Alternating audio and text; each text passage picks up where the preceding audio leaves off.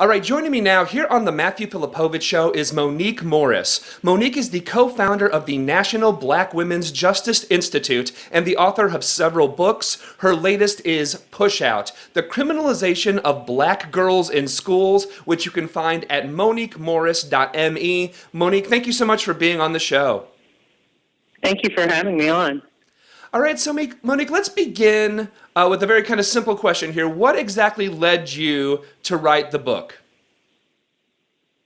You know, a couple of things inspired me to write the book. On paper, we say that I started this book about 4 years ago when we first started to notice a growing trend among the data showing the increased rates of contact and particular impact of exclusionary discipline, the suspensions, expulsions, corporal punishment, et cetera, and the way in which they were affecting black girls.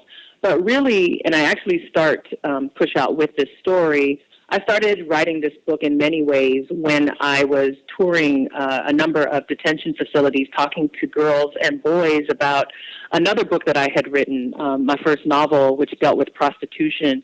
And at that time, I went into these facilities and I was talking to young people, and I came across a very, very young girl who was being commercially sexually exploited. And it started to raise questions in my mind about the particular risks and pathways to delinquency affecting girls and the consciousness that was beginning to inform much of the decision-making, both in the justice system but also out in communities and in schools, that was really sort of beginning to bring more and more girls into contact with the juvenile legal system. So, I wanted to write Pushout for a number of reasons. One, to explore this question of how, what people commonly refer to as the school-to-prison pipeline was impacting girls, and also wanted to explore why we were beginning to see more black girls being disproportionately impacted by school-to-confinement pathways and sort of begin to deconstruct some of the isms, is what I say. So to talk through how they're impacted by sexism, how they're impacted by racial bias and racism, how they are impacted by ageism and poverty, and really begin to have conversations about how we construct new classroom environments to better support their engagement in schools. One thing you discuss fairly early in the book, and the kind of, most people have heard of the school-to-prison pipeline. You actually make a distinction in kind of the terminology that you use to discuss it. And you mentioned it just a second ago here, the kind of, instead of school-to-prison, calling it school-to-confinement. So talk about kind of the difference between the two and why the language on this actually matters. Yeah, for me, language does matter because it signals how we're thinking about things, how we're framing the issue. And school-to-prison pipeline, I used it for many years, but I started to understand that the more we were engaging in conversations about a very linear trajectory and way to understand the issue, the more we were not seeing girls. So to me, the school-to-prison pipeline, or as the Children's Defense Fund calls it, the cradle-to-prison pipeline, I think it's meant to really help us understand the urgency of the criminalizing policies and practices in our schools. For me, I wanted to also explore the reality that for many girls, the school-to-prison pipeline doesn't really capture their conditions and their experiences. So when we think of the school-to-prison pipeline, we tend to think of a very linear process where there is an activity that occurs on campus that may result, or that results in a specific contact with the criminal or juvenile legal system. Many times that looks like an arrest on campus. Many times that looks like a referral to law enforcement or a citation of some kind on campus. But when I started to do my research on this, particularly looking at the experiences of girls and black girls, we see that while they are still overrepresented among the groups, among the girls who do experience school push-out in this way, the referrals, the arrests on campus, that there were a host of other ways in which there is, not just a presence of policies and practices that render children vulnerable to contact with the criminal and juvenile legal system, but there's also this prevailing consciousness and series of risks that occur on the way to school, coming home from school, out in community that impacts school and learning in a way that I think we need to understand. Also, when we talk about prison, we tend to think about men and boys, who represent the greater proportion of people who are captured up in that system. When we're talking about girls and we're talking about young women, we tend to see more girls and young women in residential placement and other forms of confinement and detention facilities. And I wanted to make sure that, number one, we understand the distinction between prisons and these other forms of confinement, but also recognize that there are multiple forms of confinement. There's the home supervision, there's probation, there are other ways in which girls are in contact with the juvenile legal system that still produce a culture of surveillance that impact their mobility and well-being.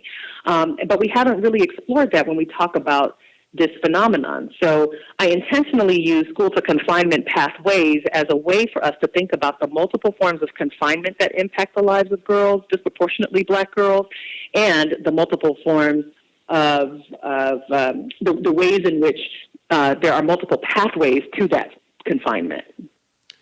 In the book, you dig into very heavily sort of how societal narratives very much impact young girls.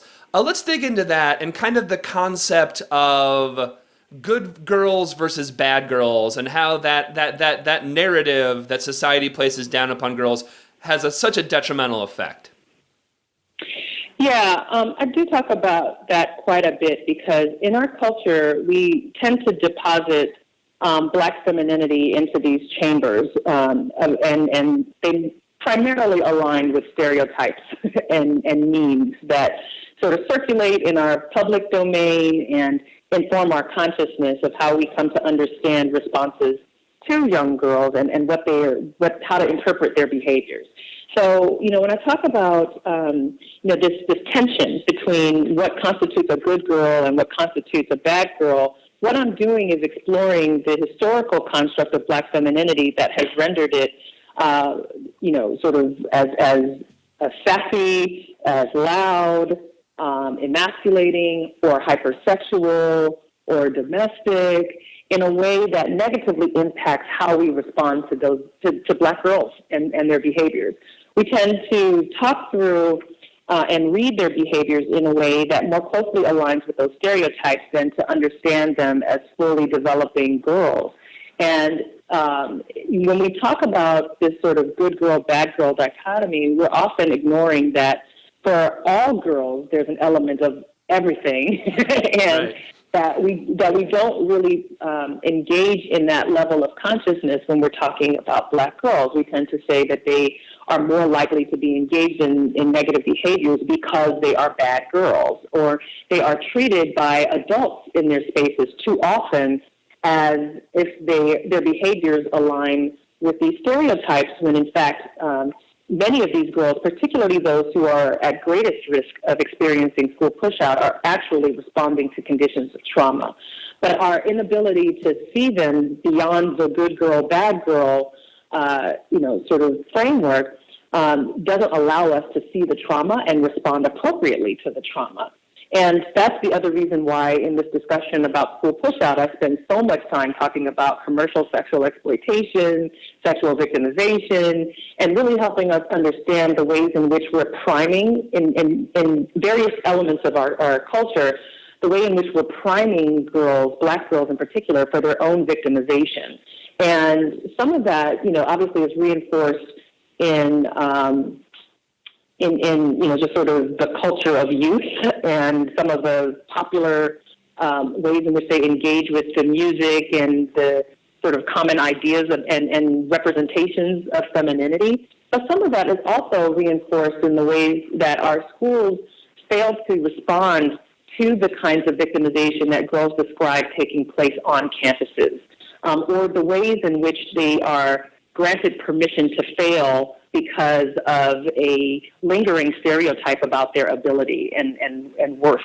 And so I want to, spend time thinking through really how they're impacted by these notions and how that plays into how we read, quote unquote, attitude. how we come to understand what it is reflecting, and what that means in terms of our own practice as educators and as a community of caring adults.